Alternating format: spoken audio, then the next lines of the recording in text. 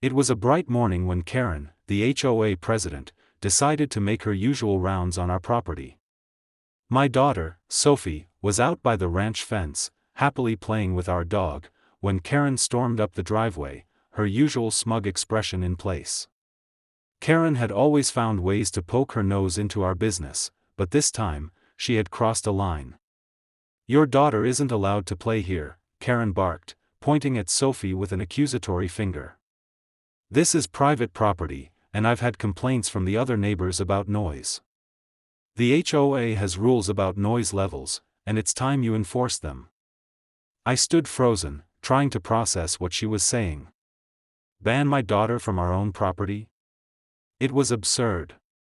I had built this ranch from the ground up, and it was supposed to be a sanctuary for my family, far from the clutches of Karen and her self-imposed HOA rules. "What are you talking about?" I asked, my voice steady, though I could feel my blood boiling. "This is our land, Karen. You have no say in how we run our ranch or how my daughter spends her time." But Karen didn't back down. "I don't care," she snapped, her hands on her hips. "I'm the HOA president, and I have the authority to make decisions for the entire community. Your daughter needs to leave the property, or I'll have the HOA take further action." I could see Sophie in the background, confused and upset, and my patience snapped. The last straw had been crossed. I wasn't about to let this woman bully my family any longer. I turned on my heel and walked into the house, where I had a few documents waiting for just this moment.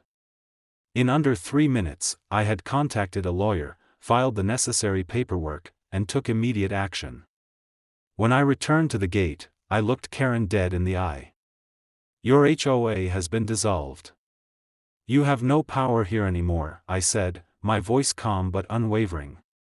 Karen's face went pale as she sputtered in disbelief, and I handed her the legal documents that terminated her HOA's jurisdiction over our land. "This ends today," I added.